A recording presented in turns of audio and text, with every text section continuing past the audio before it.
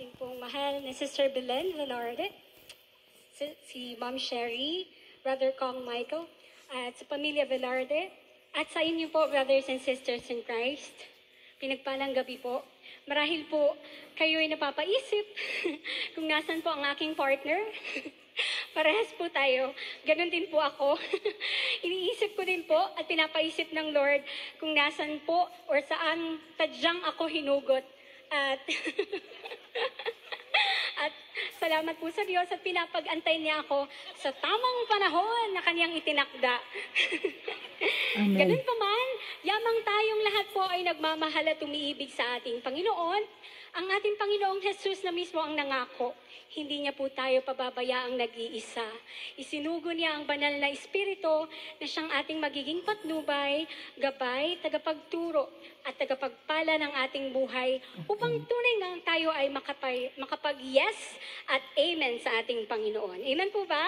Amen. Praise the Lord. Ngunit ang tanong, hanggang saan po ba aabot ang amen natin sa Panginoon?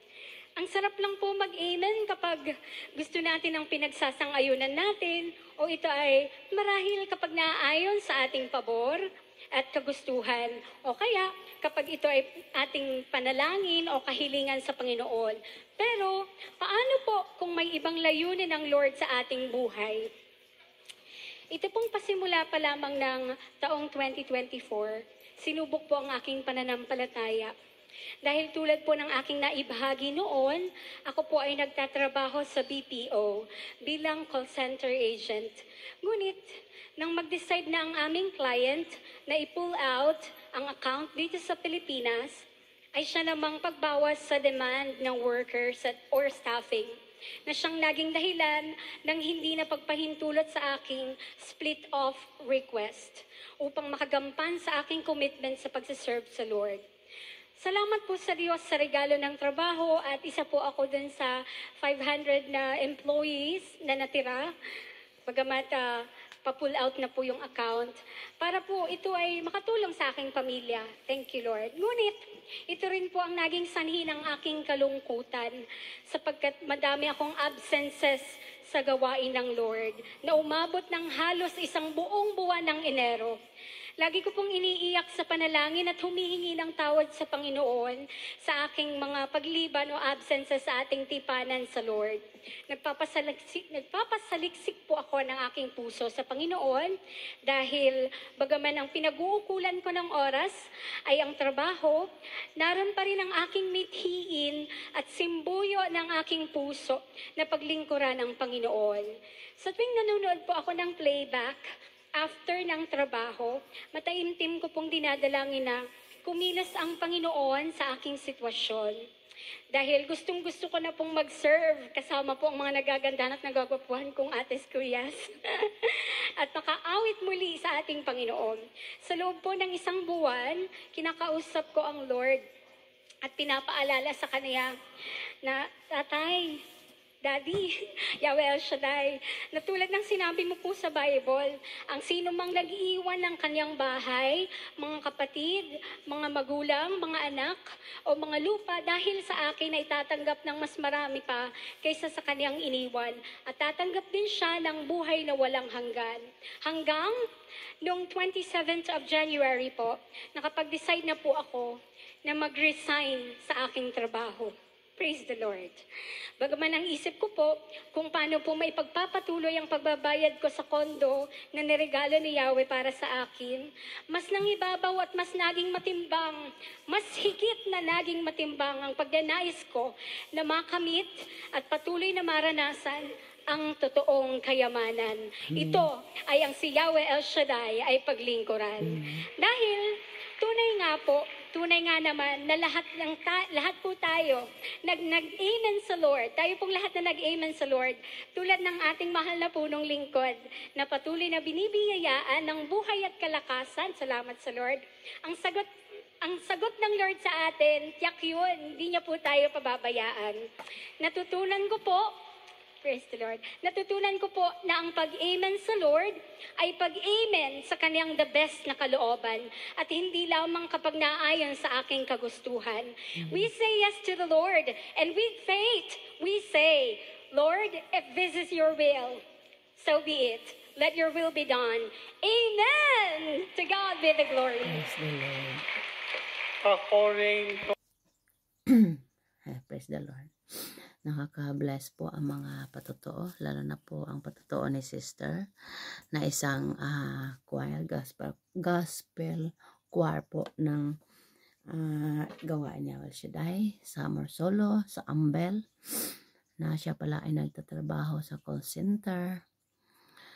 Talagang yung desire ng puso niya na mag-serve sa ating Panginoon. Yeah, so nawa Lord yung kanyang desisyon na mag-resign para mag-serve sa iyo, ay dalangin ko po na i-provide mo po, Panginoon, ang kanyang mga needs, lalo na po sa kanyang pamilya, dahil ang kanyang puso po ay talagang gusto niyang ialay po sa iyo sa paglilingkod bilang choir po sa dyan sa Ambel o sa Amorsolo o sa gawain po ni El Shaddai. Sila po ang main ng gawain, pinaka-sentro. Ay marami po yan silang marami po silang pag-iensayo sa pag-awit, dahil sila po ang nagdadala ng inspiring spirit for the glory of God. Ang pag-awit ay double prayer po ito. Kaya dyan din po mabubuksan ang durungawan ng langit upang ang mga holy battalions of angel ay makasamang magsisipag-awit at mararanasan po ng lahat ng mga dumadalo ang presensya ng ating Panginoon. Kakaiba po talaga pagka may anointing ka sa pag-awit. Mararamdaman po yan ng tao. Kaya Lord, salamat po. I-bless mo po ang mga mang-aawit mo sa iyong ubasan, sa Amorsolo, sa Ambel, sa lahat ng sulok ng mundo kung saan may gawain po ninyo, Yahweh El Shaddai. Tulungan mo po at gamitin mo po, Panginoon, na ilaw, liwanag ang iyong mga lingkod sa iba't ibang mga ministry, O Lord God, sa iba't ibang mga tungkulin na iniatang mo po sa bawat isa, na tinanggap naman po ng lahat ng mga prayer partners upang mapaglingkuran po ikaw, Panginoon, at ang iyong ubasan kung saan mo po itinayo ito, Panginoon. Kaya Lord, maraming salamat. I-bless mo po silang lahat na nagmimithi, kaming lahat na nagmimithi na makasunod sa iyong kalooban. Yan pangako po ninyo, Lord, na nagmimithing makasunod sa iyong kalooban na iyong pinababayaan. Kayo po, Lord God, ang gagawa at gagawa ng paraan, Panginoon. Lalo na po, Panginoon, sa aking mga kapatiran dito sa Sheffield.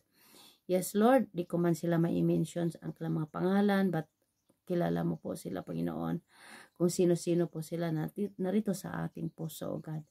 Maraming salamat, O Lord God, at alam ko ikaw ang Diyos ng kaayusan, ikaw ang Diyos ng himala, ikaw ang Diyos na tumutugon sa aming mga panalangin, at ikaw din po ang Diyos na aming kasama at kaagapay sa araw-araw. Kaya dapat, Lord, tulungan mo po kami na sa iyo lamang magtiwala ng lubos. Magtiwala ng lubos sa inyo, Panginoon, na wala po kayong anak na iyong pinababayaan. Bilang Ama, you are the provider, you are the comforter, you are the loving God to all of us, Yahweh El Shaddai. Kaya Lord, salamat po. Ako din po, Panginoon, ay lubos nagpapasalamat dahil dyan sa lugar na yan, sa Ambel, sa Lonita noon, sa PICC, nung nandoon pa po tayo sa Pilipinas, naaapakan ko rin po yan. At isa rin po ako dyan sa nagtataas ng aking mga kamay, sumasayaw, lumulundag. Pag sinabi ni Brother Mike na wag uupo kung gusto mong answered prayer, ay talaga naman walang upuan yan. May upuan po na kumbaga nirerentahan po namin, magre-rent po kami ng upuan doon. Kasi yung upuan po na yon is, hindi ko alam kung yun yata ay sa gawain. Pero, ang mga in charge po doon ay mga disciple preacher. Na kung saan yung mga disciple preacher is mga volunteering lang po yan sila. So, siguro mayroon din po silang konting porsyento doon sa upuan na yon. Magkano lang naman noong time na yon? 5 piso ata. Oo, kung di ako nagkamali, 5 piso, 5 piso ang isang upuan na uupuan nyo po yan. Upuan po yan mula umpisa hanggang matapos po ang gawain. Pero ang ginagawa po ni Brother Mike ay wag po kaming umupo. Kasi kapag umupo, syempre may tendency na nakakatulog.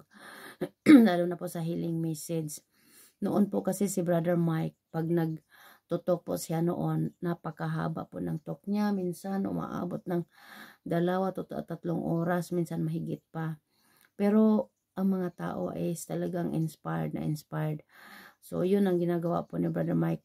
Pinatatayo po niya kami para kami ay makapakinig ng maayos sa kanyang mga mensahe ng ating Panginoong Hesus sa pamagitan po niya. At truly po, tunay nga po na ang iyong abang lingkod na sa aking pagdalo sa PICC, sa Lunita, sa Ambel, ay hindi po ako binigo ng ating Panginoon. Sa katunayan po, isa din po ako dyan sa Walk of Faith na mangyayari uli ngayong March, Palm Sunday. We have yearly na paglalakad, Walk of Faith from Luneta o PICC papuntang Ambel. I think, kung hindi po ako nagkamali, 11 kilometers yata. Yan 11 o 10 kilometers. Di ko makalimutan, year 2002. Unang-una po yan na nag-walk of faith. Isa po tayo, Lord, salamat. Isa po ako sa pioneer dyan na nag-walk of faith. Na ang dala-dala ko lang po noon ay 3 joyful water. Tsaka sako na upuan. Kasi anong time na yun, hindi ako yata kumuha ng upuan kasi nag-decide ako na magdala lang ako ng sako doon sa Ambel. Oo. Kasi ay bangkito pala, may bangkito pala akong bitbit. Oo, tapos sabi ni Brother Mike is fasting. So buong maghapon fasting. Oo, praise the Lord. Tapos galing po ako ng kasalan, hindi po kami kumain kasi fasting nga nung magdamag. And then, praise the Lord. Hindi ko makalimutan yun. Sa Cavite, may kapatiran po na kasama ko dati sa Taiwan. Kinasal po sila mag-asawa. Tapos, may dala-dala po ako noon na malaking kwadro na Psalm 91. Ngayon, sa aking paglalakad, nung nasa Cavite na, hindi po ako nakatingin sa daan. Kasi may bitbit po nga po ako, malaking kwadro yon. Hindi ko alam na ako nahulog na pala yung pa ako sa imbornal. Hindi ko talaga maisip. At praise God, tapos nakadamit pa naman ako noon ng medyo puti ata yun. Hindi, yung kulay green na bulaklakin. And then, kasi diretso na po after ng kasalan, diretso na po ako doon sa overnight sa Lunita. Oo, so praise the Lord, hallelujah. Naglalakad mga 2:00 yata. Kaya pagkatapos ng kasalan, hindi na po kami pumunta ng reception. Diretso na po ako sa gawain. At wala na pong kainan noon hanggang magdamag until kinabukasan. Sa grasya at biyaya po ng ating Diyos na buhay. Praise the Lord. Ako po ay binigyan niya ng kalakasan at sa magdamag, hindi po niya ako pinabayaan. At naging answered prayer po ako nung year na yon. March po yon. And then, November 2002. March 2002, nag-attend po ako ng Walk of Faith. And then, answered prayer po ako. November 2002, nakalipad po kami ni Lord pupuntang Cyprus. Na ang aking panalangin ay makabalik muli sa pag-abroad na walang placement fee. Yes, yun po ang aking panalangin. At answered prayer po ako. Salamat sa Diyos. At thank you po, Brother Mike. Nag-instrumento din po kayo sa aking transformation ng aking buhay. Mula sa kadilimang buhay, walang direksyon, at sa grasya at tulong ng banal na Espiritu ay itinama sa pamagitan po ng pakikinig ng banal na salita ng ating Panginoon. Salamat po. Thank you. Lord, sa iyo ang parangal, papurit, pagsamba na walang hanggan. Amen. Amen. Sa ngalan ng Anak ng Espiritu Santo. Amen. Salamat po. Pagpalain niyo po, Lord, ang lahat ng nanonood at nakikinig sa ating inspiring channel para sa iyong kapurihan to, Lord. Amen. Amen.